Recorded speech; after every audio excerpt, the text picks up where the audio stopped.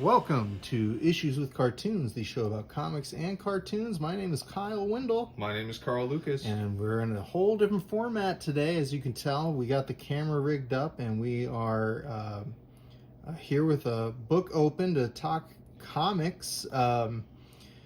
We've spent the last, I'd say about a week and a half, 2 weeks covering All-Star Superman in the run-up to James Gunn's Superman film starring David Corenswet. Mm-hmm. By the time this comes out, that movie will have been out for about a week, and next week will be the debut of Matt Shakman's Fantastic Four First Steps, starring Pedro Pascal and lots of other people. How crazy is it that we're getting Superman and Fantastic Four both in July? Like, incredible. That's crazy. And I love it because two of my favorite superhero properties just happen to come out. Shine. Yeah. And immediately when that connection was made, myself and I think Carl and other eagle-eyed fans remembered that in 1999, Marvel and DC, back when they were doing crossovers much more frequently. Almost heyday of crossovers and for superhero crossovers. Which, that's coming back, here I think next summer. Yeah, we have some projects got announced. Back in the 90s, in the late 90s, it was a regular thing. It was much more regular. And actually, we had to choose between using this format, which is a trade paperback format of the DC Marvel crossover collections. This is number 4. Or we have an omnibus that just came out last year that Carl has now. Yeah. So we were trying to decide which one to use for our coverage, but this is the one we picked. I actually had... This is a better display of the Alex Ross cover than my Omni. My Omni has like a border around it. Oh, really? Yeah, so it's like, it is this size about, but I like how this is cropped in this trade paperback. I used to have... really on display here. I used to have a treasury size version of this one shot. And, this giant, it's a Dan Jurgens, Alex Ross collab. And I kind of best of both artists you kind of get in this. But this is the Superman Fantastic Four crossover.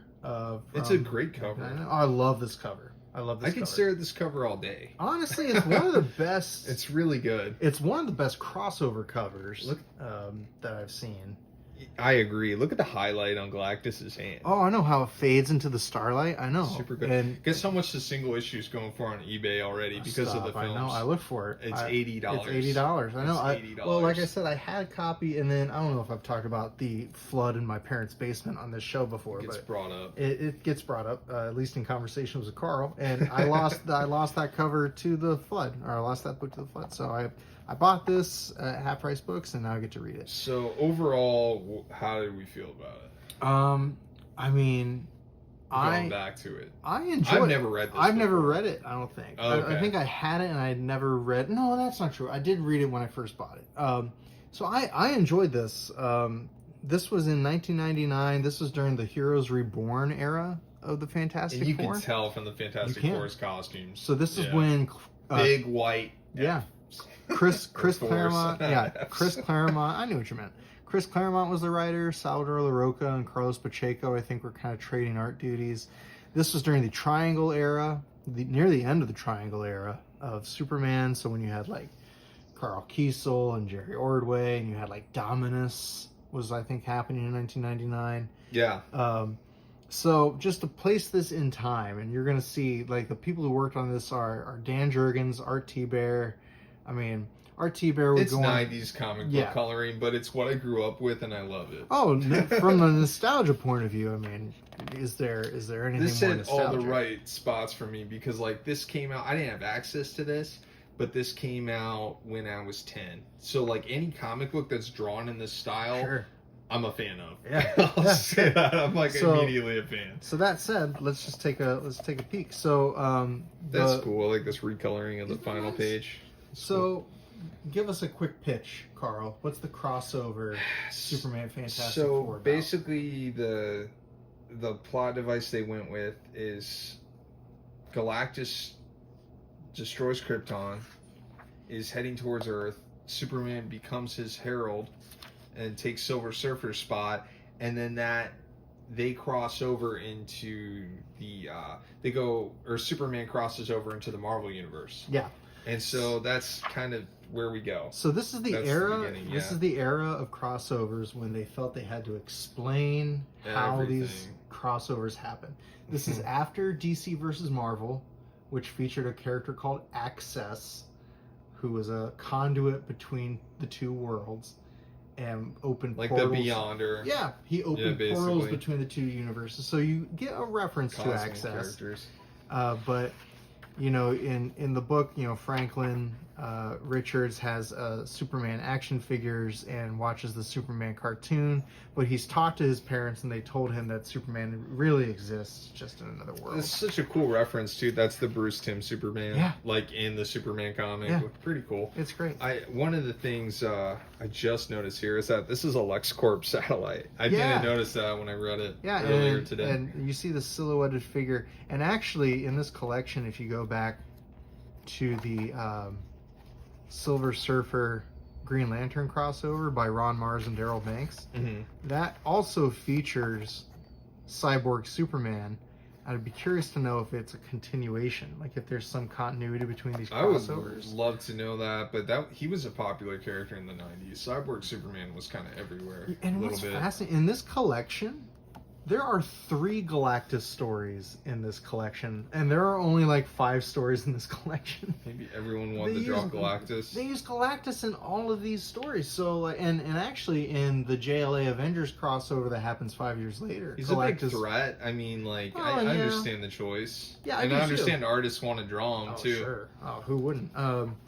But yeah, so it's interesting because this opens with the destruction of Krypton, and you're made to think that Galactus had something to do with the death of Krypton. It's misleading, and it's meant to get you fired up as a comic book fan. Yeah. I kind of enjoyed that about it. Too. I was like, wow, that's really. I actually have that's a big leap. I have a feeling about it. Actually, we'll talk about it at the end. But bad feeling about this. Yeah. So in this, like, you see the Matrix flyby. This is the post-crisis version of Superman when it's not a baby that's sent to Earth. It's a Matrix that's sent to Earth. It's a cool shot of Galactus too. Like I appreciate that. Like they give all the big entrances of the characters like their time, which I always like about these crossovers.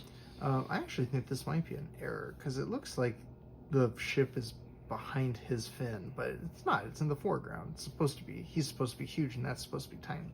Yeah. So Galactus creates this, I guess, homing device to kind of follow this spaceship into Earth, and you get him. You get the thing kind of coming several decades after Superman lands, and it flies by this LexCorp satellite, and you see this. We find out later, though, that hidden shadowy figure. Yeah, who that figure is and why they're there. Yeah. You get a very late 90s scene where he stops terrorists. This is he's always fighting that Interpol, right? Intergang. Intergang, not Interpol, Intergang. And Superman, a great splash page introduction. Yeah, and you get Maggie Sawyer here too. Yeah, and this is this is Dan Jurgens Superman. Looks great. Looks very good. Yeah, looks good. And the Art Thibert ink, Art Thibert did a lot of Mark Bagley's Ultimate Spider-Man later. Oh, I didn't realize that. So I like the inking. I was a big fan of that book too. That clean line. And so this is kind of the catalyst. Yeah, the shard, the MacGuffin, if you will. Yeah, and it has Jor-El inside of it. Yeah, that John Byrne design for Jor-El, where he basically sends a message to Kal-El saying that Galactus is the one who. Galactus destroyed Krypton. He's coming to destroy you. Which, as a crossover pitch, if you're thinking like, okay, what characters can we pit together? And pitting the Superman Fantastic Four stories together and using Galactus as the linchpin, really interesting idea. Okay, you bring up a great point because I was reading this and I was thinking the same thing. Like, it is a good way to frame all of it, having Galactus as the thing that brings Fantastic Four and Superman together. Yeah. But I was imagining a version of this story with Dr. Doom. So I want to talk about this. What if Superman was fighting terrorists on the street in Latveria? or something, and you could have done that fairly easily. Well, you could have done Frightful Four very easily. You know, there's other ways to tell a Superman Fantastic Four story. I was going to do this at the end, so let's just talk about it now. Why because not? This is I think I don't think it's fair to call it a criticism, because what I would have framed it. what I would have done being different than what they would have done doesn't make what they did bad. It just makes it different than what I would have done. I think this is a solid version of this. When I think, okay, Fantastic Four and Superman, I think Lex Luthor versus Reed Richards. I think Doctor Doom trying to steal Superman's power like he stole the Silver Surfer's power. That could have been really cool. You know, I would read that. Yeah, I think about, Namor. I think about like a million things. You think about Mixius Pitalik in the Fifth Dimension. You think about the Negative Zone. There are thousands of directions, because both of these properties, Superman and Fantastic Four, are so fertile with ideas. What if they went to the Negative Zone and Bizarro was there? That'd be crazy. Yeah, if that's where the cute planet, we could write our own crossover. Yeah. Or like, what happens if the red kryptonite turns him into like the Super Skrull? You know, right. We could go all there. Manner of things. Because there was other ways they could have went about it, but I think this is a great choice. As a high concept, Galactus killed Krypton is a great starting high point. pitch. It's a great high concept. And we get Franklin. Right off the bat, which this really does establish it as modern, Fantastic Four. You're just starting off with Franklin, you know. Look at Dan Jurgens and Art Thiebert's thing. Do you feel like Stan Lee would have wrote this thing dialogue? I don't know if it's because I've been rereading so much of Fantastic Four. I just reread Fantastic Four on Marvel Unlimited 1 through 50. Yeah, straight through. Yeah. So I've like in my head right now a very clear Ben Grimm voice. Like, how does Stan Lee write Ben Grimm? And I don't know if this matched up. And there's too much. The problem with it is there's too much of slanging it up too much to where I think it's comical. And I don't think they lost the humanity of Ben Grimm and they turned him more into a caricature because of his dialogue. I see that. But that's a minor quibble. You also have 48. You also have 48 pages, and you know, you kind of have to do what you can to make the characters established. I think, you know, he gets more dialogue than most of the other Fantastic Four in this book. He does, and this is a great way to introduce it. You know, Franklin asking him about Superman, the TV show he just watched. So he's watching the Superman TV show, and Ben's asking him what characters show up. Was it Brainiac? Was it Bizarro? It's cute. Who did he fight? That's what Ben Grimm cares about. Of course, that's what he cares about. He's like, I don't care about the plot. Tell me who Superman fought, frankly. Yeah. Like, I like that bit. That is great. That's a great call out. I like this as an establishing shot of the Four. I think. And the Baxter Building. It's great, and re-wrapping around the. And actually, I actually don't even think it's the Baxter Building, because this is Claremont's. This is Claremont's era. So this is Pier 4. This is during the Heroes Were Born era. This is right. So the same art style as Claremont's too. Yeah. We talked about that. The uniforms and stuff. Yeah, you're right. I had some trouble with the storytelling on this 2-page spread. I read this as 2 single pages.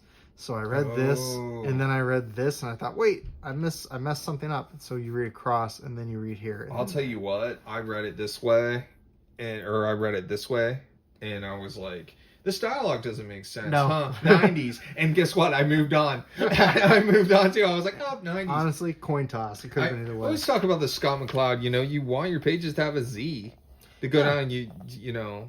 Well, the flow. and generally, when I see a 2-page spread like this, you have to do something to the panel layout to tell the reader that it's a 2-page spread.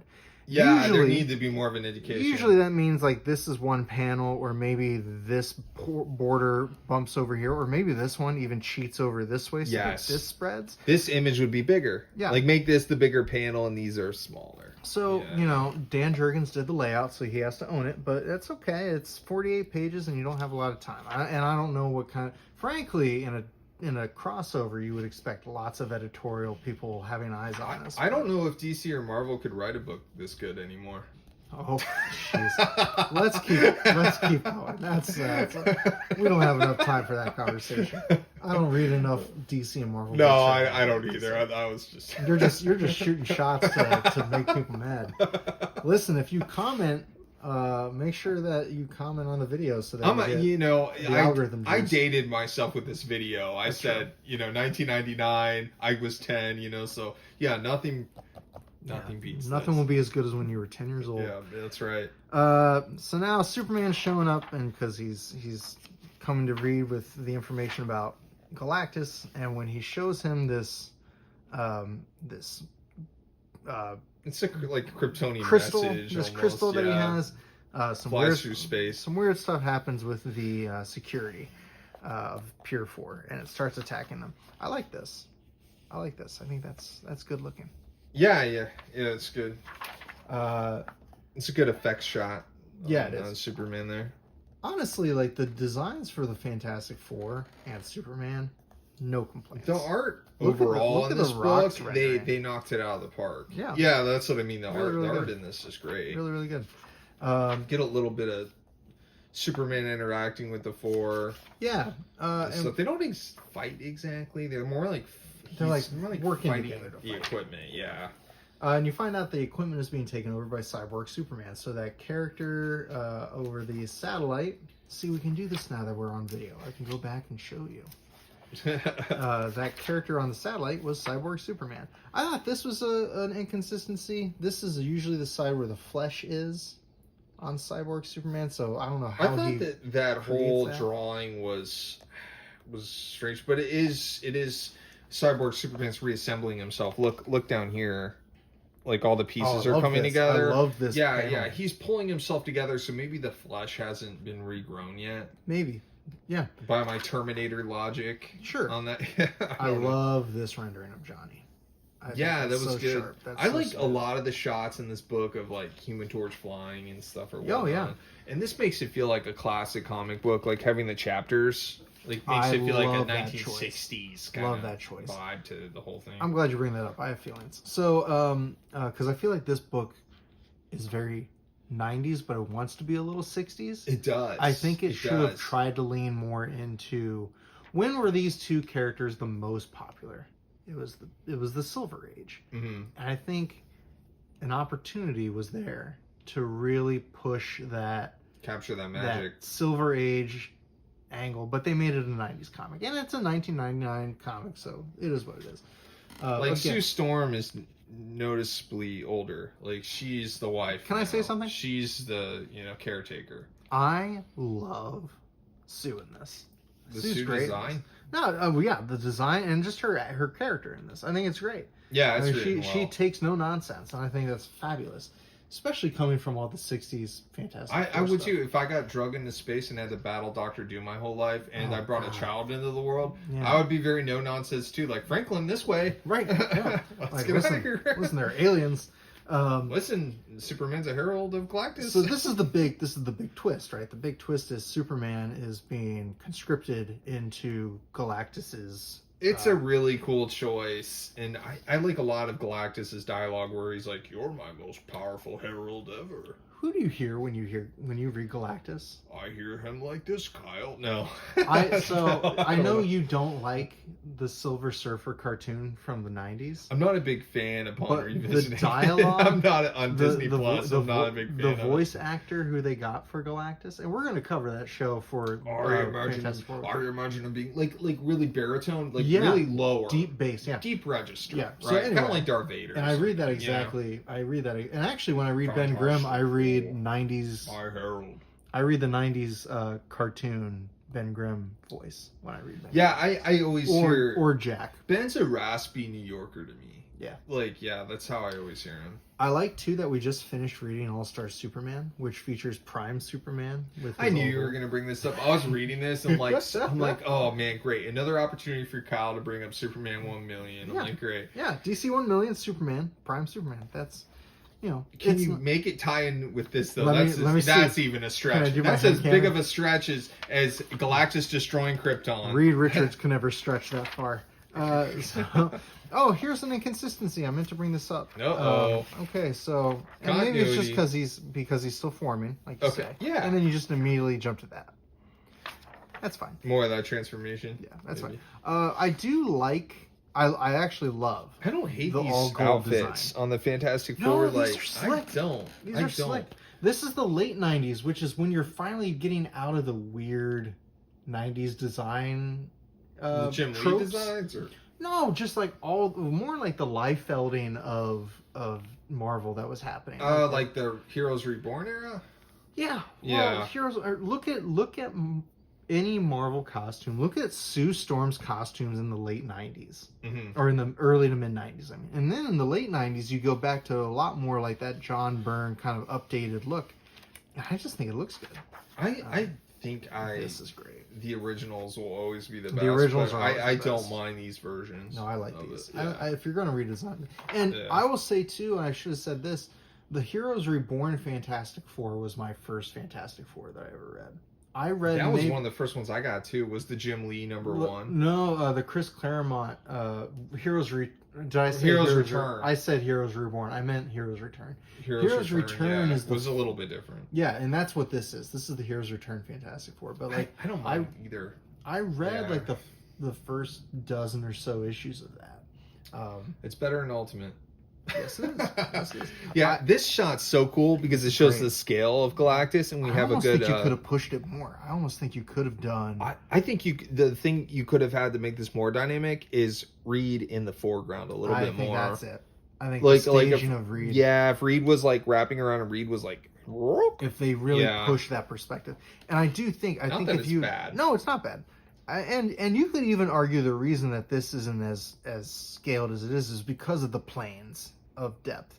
But I do love. We'll do an episode one day where me and Kyle redraw a page. Oh God. We should do that. Like we pick a page, we pick like an iconic page or a page we like, and we each do our own version of it, side by side, on camera. I thought you were gonna say pick a page that we think would be better. Oh no. I would never do that. I would never do that because I can't draw this well. No, you can't. Look at that. That's a Dan Jurgens drawing. Yeah. That's Dan Jurgens. Great pose. The hand coming towards us. That's what we're talking about. When we say forced perspective, that's what that needed. That looks great. Oh, man. It's good to have a sense of the anatomy, but it never needs to be perfect. No. A lot of mangaka artists talk about that, how, like, the pose, like, you could draw the gesture line through the character, but that doesn't need to be 100%. Like, that forearm's probably a little too thick, but, like, it reads great. That's like all those Renaissance paintings. The characters have really thick wrists, big arms, broad shoulders. Right. This is a cool moment. So Hank Henshaw. I enjoyed this. So Hank Henshaw gives his origin. One of the reasons that Hank Henshaw, I think, was chosen for this crossover, for a lot of reasons, I'm sure, but one of them was because he was made as a pastiche or an homage to the Fantastic Four. Mm-hmm. I forget what. Someone will comment the issue numbers. Bashed with cosmic rays. Yeah, and whereas the Fantastic Four became superheroes, his entire crew died, and he only existed as consciousness that could occupy technology.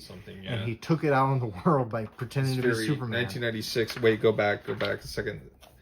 Classic panel redrawn here. This is the Fantastic Four joining. Oh, and these are all. Yeah, they all are, but this is really iconic, and you see this drawn over. Oh, that's the cover of Fantastic Four Grand Design, Tom Scioli. Now I want that in the film, guys. Come on, MCU. Shackman. Marvel, yeah, don't let me down. I want that in the film. That's quick. You can do that. You can do that. Yeah. This. I'm not sure where this sits in continuity with Green Lantern, but when Hal Jordan lost it, when he lost his mind. Oh, yeah. This was around Coast City and all that stuff, and that Cyborg Superman was responsible, or partly responsible for that. So Superman's a herald of Galactus, and he's looking for planets. My Green Lantern lore needs word. That's okay. Mine does, too. There are a lot of them. He's trying to find planets for Galactus, and he ends up finding ones that are not... Cool silhouette there. Wally Wood would be proud. Oh, yeah. What a strong silhouette. Kirby knew what he was doing. I derailed you. That's okay. No. So he's looking for planets that can feed Galactus but don't have life. And that's kind of that's the catalyst for why Superman rebels against Galactus. Yes. He's like you can't just eat these worlds with people on them. And they start fighting. They do. It's great. And so he kind of Omega beams. That is like Darkseid's Omega beams. Yeah. Speaking of which, in this collection is a Darkseid versus. This is a great collection. Darkseid versus good stuff Apocalypse. in here. Yeah. This is really good. Somewhere in here is Black Rider versus Silver Surfer, which of course Black Rider is just like a Silver Surfer riff that Kirby did in the Fourth World. That page almost looks like Mobius. I know, this is great. It's John Byrne. So anyway, so Superman gets zapped just as the Fantastic Four show up. I did skip my favorite line in this book, which is when... Go back, Kyle. Well, yeah, well, we can, because we're on film. But it's when Cyborg Superman agrees to help track down Galactus, and he tries to pilot the ship. And when he tries to pilot the ship, Sue walks on board and says, out of the pilot's seat, Henshaw, Benjamin is the best and only pilot I fly with. And I love that. That's just, again, that's cool. That attitude. That's cool. The family. It's like the Fantastic Four family. Like, first of all, I don't trust you, but also the only person I would trust anyway is the best pilot in the Marvel Universe, and that's Ben Grimm. I like the through line of the Superman action figure being throughout the story too, and that has a lot to do with the ending too. Yes. The last image at the end and stuff. I really like this anime extreme close up of Sue Storm. I know great. Someone will probably rip on me and be like, Carl, you 90s kid, you love that 90s style, but I think this works really well. And this shot of Human Torch gets thrown down by Superman's a lot of fun. That's great. Yeah, this is a cool fight between, I mean, this again brings to mind Silver Surfer. Yeah, and that it reminded me of that initial fight between Silver Surfer and Human Torch. And here, even with and it's so interesting because Hank Henshaw was a Reed Richards pastiche, and with Reed off the field, like he's stuck in this box, he's kind of stepping into that role, and it's just cool. It's a cool parallel. Yeah. But ultimately, I love this. That was cool. Ultimately, Superman ends up. Oh no, we're not there yet. I thought we were there yet. There's so many different types of panel layouts in this book. It really does vary quite a lot, which is a very 90s thing, too. Yeah. We get chapter 3. I love this where she pulls up the a shield wall up. I like that, too. I like the scale of Ben Grimm. We should talk about that, because I think in the 90s, he kind of became kind of... He's the right scale here. He is. He's the right scale here. He's not too big. And one thing I like about this book... in this shot in particular, is it shows all the characters in the panel. Yeah. Which a lot of 90s, if we're going to critique 90s comic book art, valid. A lot of them do too many of these close-ups and too many things. And that's the great thing about Jack Kirby is he always shows you the character in the shot. And I think no matter what. That might be because Dan Jurgens is a writer-artist. Oh, yeah. I think that has to be part of it. Like, he's a cartoonist. This art's great. Yeah. Dan Jurgens was... not the first Captain America run I read, but one of the early Captain America runs I read was when Dan Jurgens took over the title. So, like, this is when Jurgens was starting to move over from DC. He probably moved to Marvel shortly after this because he took over Thor. No, he was doing Thor. He did Heroes Returns Thor. Yeah. So he was working on Thor at the time of this, I guess. Interesting. That's cool. Yeah, I really like. So yeah, you get a quick moment where Superman punches the Thing. That's great. A little bit. That's great. But this is the part where he turns on Galactus again. He Omega beams Superman again, and this is coming up that moment you were talking about. Yeah, should we get to the twist? What's revealed the twist, but that's like the very end. Let's wait until the end. Because I want to talk about this sequence because he's lying down. He's been zapped by Galactus. The Fantastic Four kind of failing at stopping Galactus. But this is really classic, like the Human Torch blasting Galactus and stuff. Hank Henshaw's trying to steal Galactus's power, which is his whole motivation, and Reed stops him. But Superman is down for the count, and he sees Franklin's action figure that he gave Sue before Sue left. And that felt like some Kirby dialogue too. Like the technology is magnificent. You know, that like there's a lot of comic booky dialogue here. The perfection comes in many forms, Henshaw, such as perfect timing. You know, like this was very comic booky, and I enjoyed it. This is that time in the 90s when we started reading, when there was like that bridge between kind of the classic and the modern. And it wasn't, they weren't too cool for it. They By the weren't too time they cool got to for it. Ultimate, they were too cool for it in the Marvel comics. Which would have been Looked 2 like years movies. later. Yeah. Yeah, they needed to look like movies, so we moved away from this. Yeah. We get our classic, the Thing punching. Finally says it's clobbering time. That's a running gag through the whole book, is every time he's about to say it's clobbering time, he gets cut off. Happens like 2 or 3 times. He finally gets to say it. It's a good reveal. They lead it up to it really they well, do. too. He taps him on the shoulder and then Yeah, punches it's great. him. I love this. I love this panel of the 4 of them. That's a good, yeah, That's a I good saw one. some Kirby dots. I So, see him down there. yeah, you're right. And so then the big reveal, Superman used Such a good splash page. the action figure inspired Superman to reclaim his identity, and you get the money shot, the 5 heroes. And Johnny even says that S could be a 5 real easy. Yeah, I love that too. You know, that's a This missed is opportunity. triumphant. This is like what you buy the book for, though. Oh. It's this image. You Yeah. want Superman next to the Fantastic Four in a big shot Absolutely, like yeah. this, big double page spread. That's That's one of the reasons I like this book. They hit all the big moments you want with Superman For and sure. Fantastic Four. For sure. They do. They pull it off. It's great.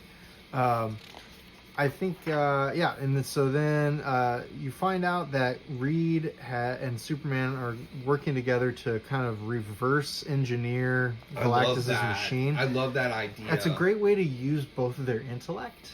You know, like they're using their brains to problem solve and to basically reversing drain. Yeah, the energy of Galactus's machine smart solution. back to him, which was so Reed Richards. Yeah, it I is. thought when I was reading, I was like, that's actually really cool. Very, very cool. So, yeah, that's how they managed to defeat Galactus. They basically sabotaged his spaceship or his machine. Yep. Um, And so what you find out is, so Clark says at the end, like, you know, you need to promise to only drain planets with no life on them from now on. make a deal with them. And then he says, also, you need to pay for what happened to Krypton. And this is the twist. What's the twist, Carl? The twist is that he didn't know about Krypton, right? And that was a mess that was So- planted by Superman. Cyborg Superman faked the whole Galactus. Yeah, because Krypton thing. Galactus didn't actually destroy Krypton.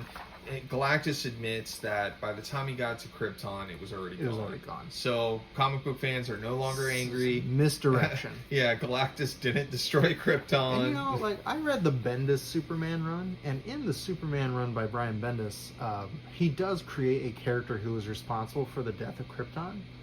I don't know. But I think, honestly, I kind of wish they had the balls to just say it was Galactus. Oh I think yeah, that they would've go been through it kinda- really. I mean, you know. I in the I same was way- glad they didn't go there and they kept the continuity separate. I guess I so, get but there. like, you think about like Spawn Batman, right? And Yeah, and that I've read that. crossover ends with Spawn getting his face split open with a batarang, Mhm. right? And that stayed in the Spawn books, right, for a while, where he had like the stitched up face. And Oh, so yeah. in continuity, Batman slashed his face open. So those two are connected, and I feel like it would have been a cool, ballsy move. And I know they would never do it. I think it's cool Galactus knew about Krypton. I know. It's interesting. But yeah, like, it's a cool idea. You know, it kind of, it's like, what could have happened to Zen Law if Norrin Rad didn't make that deal? It would have blown up like Krypton. And then you get the other money shot. I love this where Franklin's holding the. That's really the strong shape. image to end on it. And Superman says he's like, I have a gift for you, Franklin, before I leave. And he gives, not only does he give Franklin back his Superman doll, he gives him his cape. That's cool. And then he flies away. What a cool way to end the story. That's what I mean. So overall, Kyle, what'd you think of this book? Oh, it was fun. It was fun. I think if I had the assignment, I would have done something very different from Less this. cosmic. I think maybe? I don't know. I think there are opportunities that weren't taken. And I would have again, done like Frightful Four, but like instead of it just being Marvel characters, like there's some Superman characters on the team. well, again, there's so many opportunities there's here. there's so much fertile ground for these two sets of characters. There's so much history.